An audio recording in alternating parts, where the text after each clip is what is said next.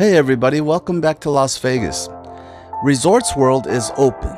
Resorts World is a $4.3 billion hotel that started construction in May of 2015 and just opened June 24th, 2021. Not everything is finished yet and construction still continues. If you have a chance to look up Resorts World on the internet, go ahead and read about Resorts World. There's some really incredible stuff, including something called Famous Foods Street Eats, just one of many incredible things at Las Vegas's most newest resort.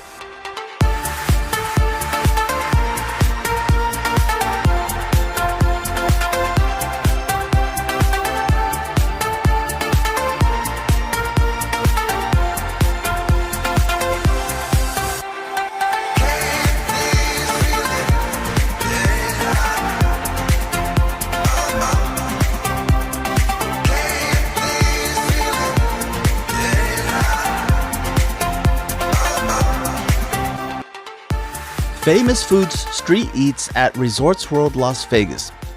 I've been reading about this Singapore-based company that opened this food court. There are some mixed reviews on Yelp, but a lot of these food stalls come with quite a reputation. So I didn't know much about any of these food stalls. I didn't even know the names. I had to do research to find out what these places are, and just by the name, I couldn't tell what type of food they had. Everything is ordered on these touch screens, which are everywhere. They're at the actual stalls and they're throughout this food court.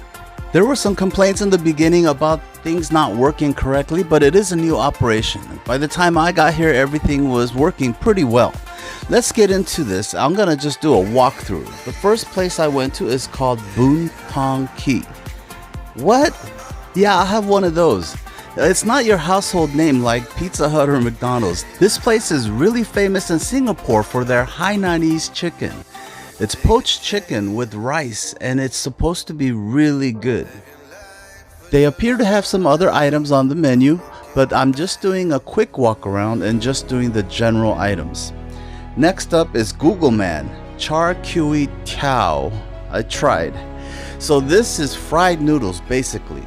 And it's supposed to be pretty good. They're also reputable and they appear to also have other items as well. Most of these menus were difficult to find online, and when I got here I had to actually go to the food stall itself to see what they had. Google Man specializes in flat white rice noodles, kind of like Chow Fun. Moz Bar. Moz Bar is an Italian sandwich shop. I first read about them on Yelp. They're well known for their homemade mozzarella cheese.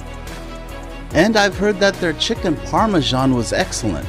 They also have eggplant parmesan, meatball subs, and some kind of a Italian grinder. Springleaf Product Place. This place has a Michelin plate. That means it doesn't quite have a Michelin star or the Bib Gourmand, but it's serving very good food. Springleaf Product Place serves southern Indian cuisine such as roti, chicken curry, and some kind of a frothy hot milk tea. The next place is a dumpling place, Ah Chun, Shandong Dumplings. This place has Michelin Guide's Bib Gourmand. That means it's recognized as serving high quality food at a reasonable price, meaning at least 2 courses and a glass of wine or dessert for around $40. One notable thing is that I saw a lot of people taking orders to go. And about halfway through my walking around, I came upon this place, Miss Meow's Mamak Stall. At first I was like, what is this place?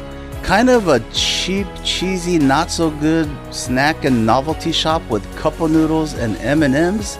Turns out this is a secret entrance to the speakeasy here at Resorts World. It's called Here Kitty Kitty Vice Den. Next up is Fuhu Shack. Another restaurant where you can't really tell what kind of food they have unless you're familiar with it. I believe they have a Fuhu restaurant here in the hotel. And this Fuhu Shack is just a representation for the food court here. They have a few items. They have these rice bowls with their Peking duck and their duck juice or au juice or duck juice. And then they have street tacos, which looks really attractive because of the colors. They have a red tortilla. The food here did look kind of interesting to me. I think I might come back here to eat after I do my initial walkthrough. I'm craving tacos, but those rice bowls seem to have a lot more meat. The prices are expensive. 3 tacos for about $17. I think almost everything at these food stalls are around $20. Moving on, we have Pepita's Kitchen. Manila's Pepita's Kitchen is from the Philippines. The owner is well known. She's known as the Lechon Diva. The word lechon is a Spanish word referring to suckling pig, a roasted suckling pig. For me, lechon means some kind of a roasted pig, or pork belly. And that's pretty much gonna cover what the word means for you at this place. According to the description, these pigs are stuffed with local spices. These might be really good for me to try, but I didn't take my cholesterol pill today, so maybe it's not a good idea. But they did look really good with that crispy skin, and they were very busy filling orders. There was a good amount of people, but I didn't feel like it was overcrowded. This is Blood Brothers Texas Barbecue out of Houston. This is supposed to be Texas barbecue with an Asian twist, or flair, or fusion.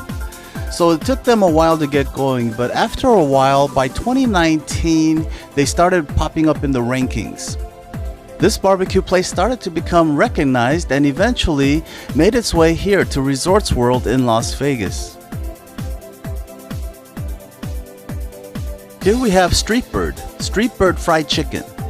This is Marcus Samuelson. You know him. He's one of the judges on Chopped sometimes. He was on Iron Chef. He was in a lot of food shows. But this is Street Bird Fried Chicken that's supposed to have all kinds of fried chicken here, including chicken wings and chicken sandwiches. The chicken sandwich looked huge.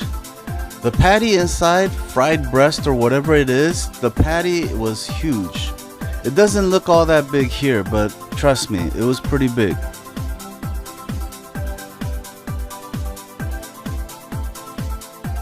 In the middle of the food court, they had this circular stall that had different kinds of desserts. They had ice cream, sundaes, and this is candied apple. I believe she was putting sprinkles on this candied apple. Next we have Nori Bar. Nori Bar is made to order hand rolls, sashimi, green tea, seasonal teas, and other kinds of things like Japanese sake. This place seemed to be the easiest place to eat because you didn't have to find a table somewhere else. You can just sit at the bar and start to order. I just took a quick look at the menu to compare the prices with what's out there in the city. Compared to the prices that I've been seeing at this food court, this didn't look all that bad. But I'm just talking about the appearance of the prices. I didn't order anything, I haven't tried their food, so I won't really know until I actually try it. But this is just an introductory walkthrough, just to get an idea of what's here at this place. This is Geylang Clay Pot Rice. This place also has a Michelin plate, meaning it didn't quite get a Michelin star or a Bib Gourmand. And because of the Michelin plate, it does have a reputation.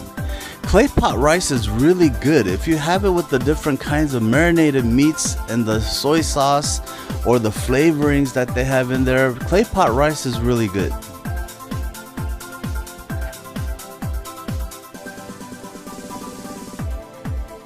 Next up, we have another Japanese place. This is a yakitori place owned by DJ Steve Aoki and his brother Kevin Aoki. It's called Kuru Kuru Pa Yakitori. A lot of these stalls did not have an extensive menu, but they seem to specialize in a few items. I used the touch screen to take a look at the menu. Every touch screen, whether it's at one stall or in the middle of the food court, has all of the restaurants listed there.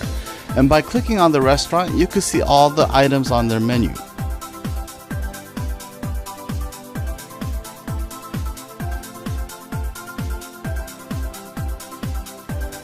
Ten Suns Braised Beef.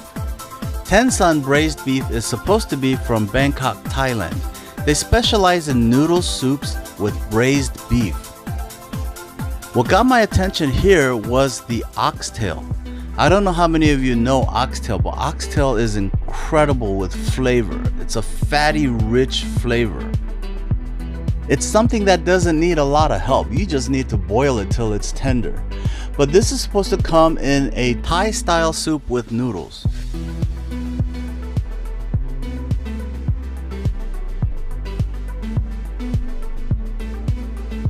At this point, I was pretty hungry. And as I was filming and they were showing me the bowls, they showed me the oxtail bowl had 2 pretty decent sized oxtails in there. It looked so good. I was gonna have to try this place. So I decided to put in my order. The next dilemma is finding an open touch screen where you can place your order. I got here around 3 o'clock in the afternoon on a Saturday. But now the dinner crowd was beginning to show up, so a lot of the touch screens were full, but you can always manage to find one. I decided to take a look at Blood Brothers Texas Barbecue. I did feel like some ribs, but I wasn't sure if I was in the mood for a fusion version of the ribs. I was kind of looking more for the classic ribs, the classic barbecue. They did have pulled pork, but I wasn't sure how it was presented. So I was a little unsure about ordering at this restaurant. So looking at the items, I went on to the second page. And there were things on the second page that didn't really stand out to me. A lot of side items. They didn't have that many barbecue meat items. And so I decided to cancel that transaction, which you can at any time. And I went to Ten Sons and I decided to go with the oxtail noodle soup. The price for this bowl of oxtail noodle soup was $17, so it's not cheap. There are all-you-can-eat deals in Las Vegas for just a little bit more. 20 to 30 bucks will get you an all-you-can-eat meal. So this is on the pricey side. I got 2 oxtail pieces, but one of the oxtail pieces was a very small piece. So as I expected, mine wasn't gonna look as good as the ones that I saw other people getting. But anyway, the oxtail was good. The soup was a little bit bland. The noodles were pretty good in texture. Egg noodles are pretty hard to mess up. The soup was a little bit bland. The spices weren't what I was used to for Thai-styled soups. In fact, a lot of the complaints among people on Yelp.com were that a lot of the food was bland. The spices weren't there and the quality wasn't there. So yes, there was expectation because these food stalls come with a reputation. And so there were expectations and the prices are up there. So a lot of the people were disappointed on Yelp. And I must admit that oxtail soup was just average. So next I wanted to try Foo Hoo Shack, the Peking duck tacos. It looked really good because I know, as you know, duck is pretty fatty and mixed with the bright citrusy stuff they were putting in their tacos, it looked pretty good. So I wanted to give it a try. And as I was waiting for my food, I realized that it's true what some people were saying on Yelp as well, that it takes a very long time to get your food.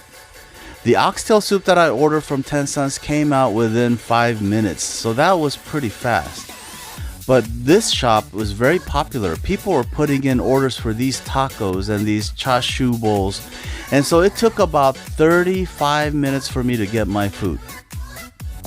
Next time I think I'm gonna try to see how many orders are ahead of me before I order.